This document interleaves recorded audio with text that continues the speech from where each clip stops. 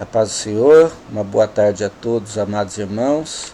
Estou aqui em casa, são 3 horas e 40 minutos. Esse vídeo vai chegar para você hoje à noite.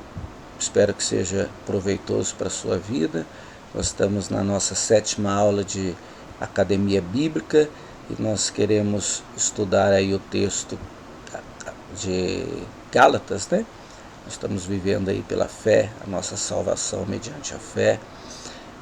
Capítulo 3, nós já estudamos até o verso 25 e vamos dar início a partir do verso 26. Agora nós vamos discorrer até o capítulo 4, verso 7, a nossa 7ª aula de Academia Bíblica. Desde já Deus te abençoe e te dê uma ótima noite aí para você que vai receber à noite e ter proveito do conteúdo, aulas curtas, onde você pode refletir com maior facilidade e tirar o maior proveito das verdades do Evangelho para a sua e para a minha vida também, né? Deus nos abençoe. Todos são filhos de Deus mediante a fé em Cristo Jesus, verso 26. Todos são filhos de Deus mediante a fé em Cristo Jesus. Interessante que nós já falamos bem disso, né? Então, se tornar filho de Deus é um ato de ouvir o Evangelho, crer na pregação do Evangelho, crer na obra redentora de Cristo Jesus, receber Jesus pela fé. Você recebeu Jesus pela fé, você se tornou filho de Deus. Quando você estiver lendo Gálatas capítulo 3, verso 26, você até o capítulo 4, verso 7, dá uma lidinha lá, domingo eu preguei sobre isso, dá uma lidinha lá em Romanos capítulo 8, leia todo Romanos capítulo 8 e faça um paralelo entre esses dois textos. Você vai ver aqui a mesma coisa, bem próximo que Paulo está dizendo lá, ele está dizendo aqui também em Gálatas, né? Há uma similaridade muito grande, né? A unidade das palavras de Paulo, a coerência da sua doutrina está toda aí, né? Isso é muito bom, saber que um texto apoia o outro texto, né? Isso nos dá mais segurança e garantia daquilo que nós estamos estudando e falando, ok? Então, mediante a fé, não vou discorrer muito sobre isso, porque isso já é bem batido entre nós, de nosso conhecimento. Já creio que você já assimilou bem isso nas aulas que nós já discorremos, né? Então, mediante a fé, recebemos Jesus num ato da redenção de Cristo na cruz do Calvário. Nós cremos que Ele morreu, que Ele viveu, Ele nasceu, morreu, ascendeu aos céus, ressuscitou, vai vir nos buscar, né? Então, esse é um ato de fé, nós temos fé nisso e por causa disso nós somos filhos de Deus em Cristo Jesus, um ato de fé. Pois os que em Cristo foram batizados, de Cristo se revestiram. Nós nos vestimos novamente de Cristo, ou nos apropriamos desta vestimenta. Como? Aceitando Cristo como nosso Salvador. E se revestir de Cristo é muito importante. Por quê? Porque nós agora estamos criando uma nova identidade. É isso mesmo, uma nova identidade. Quando você passa pela rua, se você observar as pessoas, você vai ver que a forma como nós nos vestimos, a roupa que nós nos colocamos diz muito a relação de quem nós somos. Fala muito sobre a pessoa que você é, né? Então, assim, por exemplo, eu não vou falar nem de vestes, eu não estou falando de vestes escandalosas ou decentes, eu estou falando da forma cultural, ok? Então, quando você vê uma pessoa na rua, você consegue distinguir ali a sua etnia. Por exemplo, você consegue ver um judeu, um asiático, só pela sua vestimenta. Você consegue saber se a pessoa é uma pessoa socialmente mais bem sucedida ou não. Você consegue de saber se ela é da cidade ou se ela é do interior. Você consegue identificar a sua cultura. Então, as vestimentas dizem muito ao nosso respeito. Esse é o primeiro ponto. Então, quando Paulo diz que quando nós aceitamos Jesus, nós nos revestimos de Cristo, ou nós nos vestimos dele, da pessoa de Cristo, nós estamos agora mostrando uma nova identidade. Quem eu sou agora? Gostei muito da palavra da mãe do Elielso, da Gessi, que disse que ela subiu na escada rolante, a moça ficou olhando para ela e viu um brilho diferente no seu rosto. O que ela viu, ela foi perguntar, tem um brilho diferente no seu rosto? Ela falou, é Cristo. Quer dizer, porque é isso mesmo que nós estamos dizendo, nós nos revestimos de Cristo. E nós criamos uma nova identidade. E agora as pessoas veem Cristo em nós. Então, para o mundo é a nossa identidade. O mundo vê Cristo em nós porque nós nos vestimos de Cristo. Quando o mundo nos vê, quando o mundo nos observa, ele fala, aquela pessoa é de Cristo. Por quê? Porque nós estamos revestidos de Cristo. Ok? Mas também tem uma relação em que com a nossa condição. Se revestir de Cristo significa que os nossos pecados foram anulados e que todas as nossas transgressões foram removidas pela obra expiatória de Cristo lá na cruz do Calvário.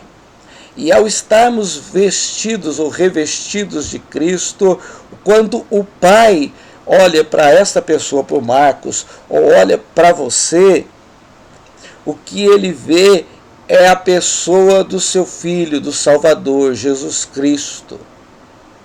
Então, Deus não vê mais o pecado em mim.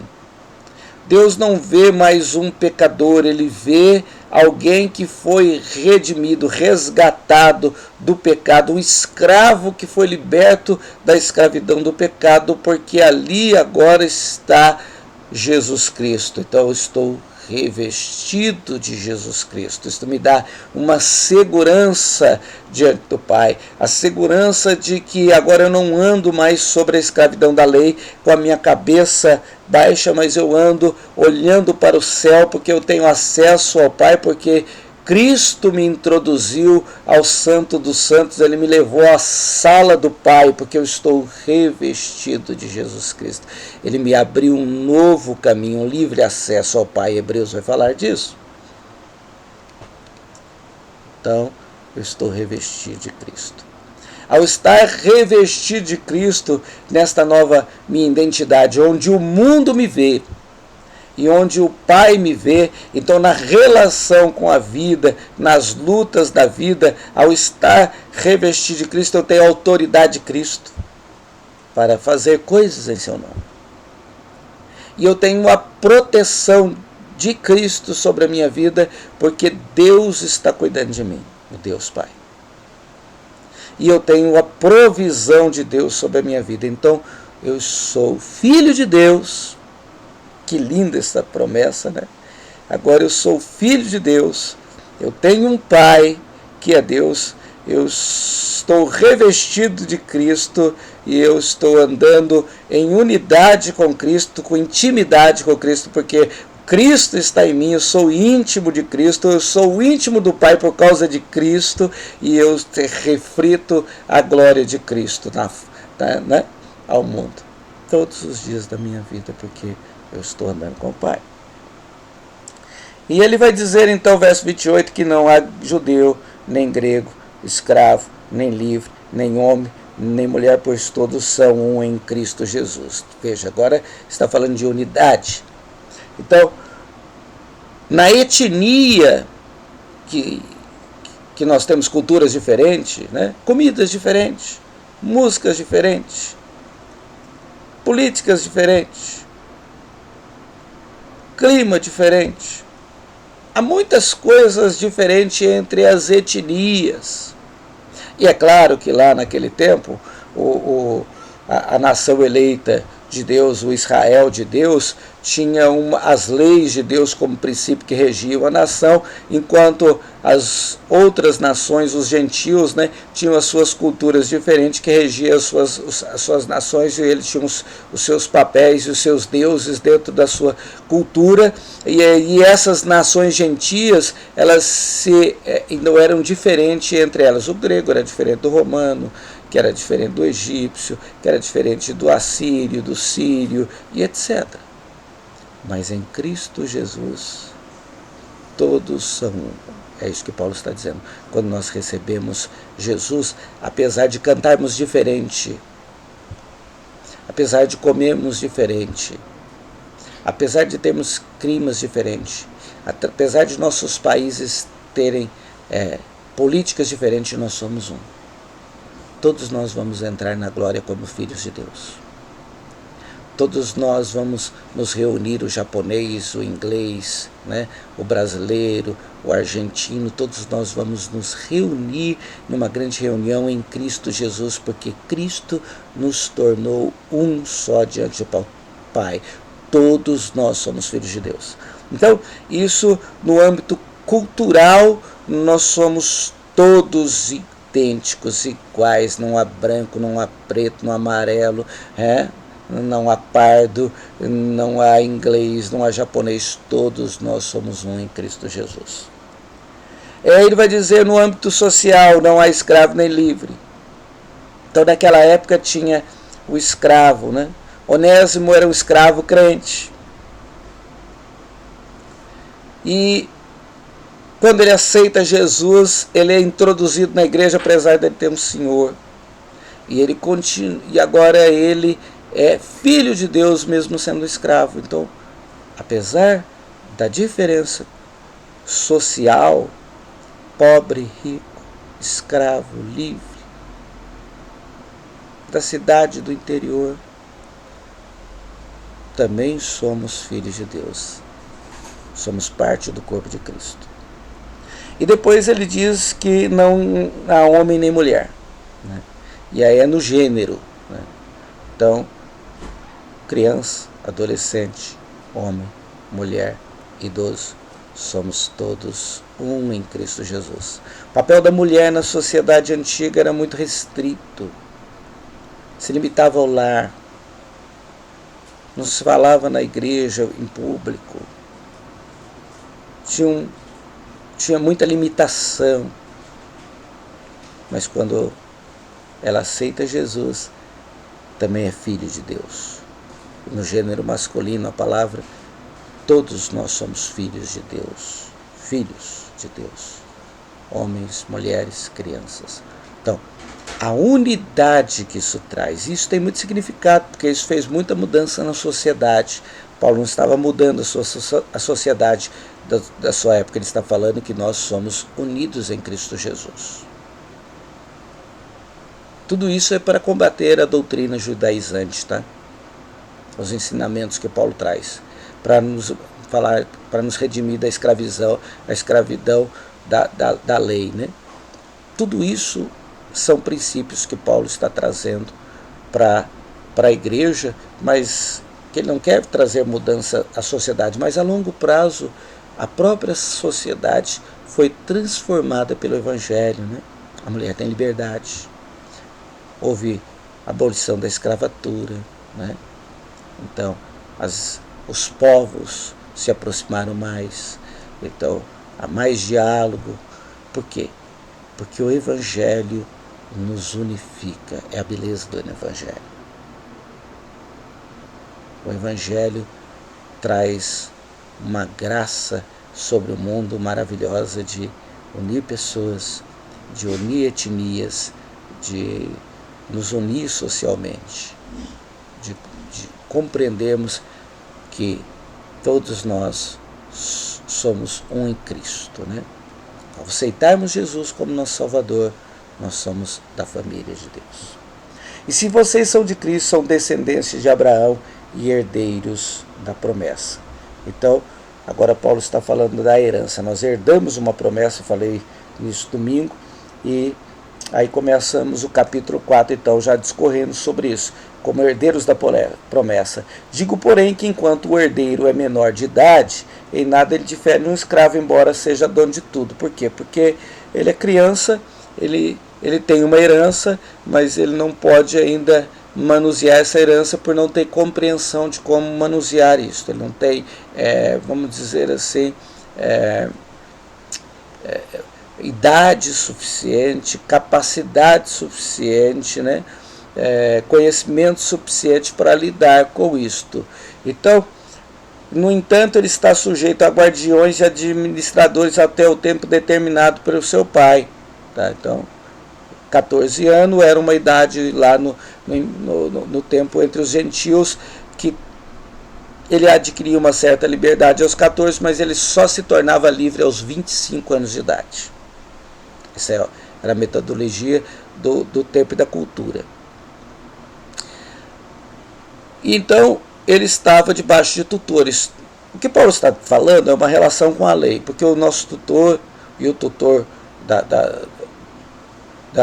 das promessas eram a lei, a força da lei.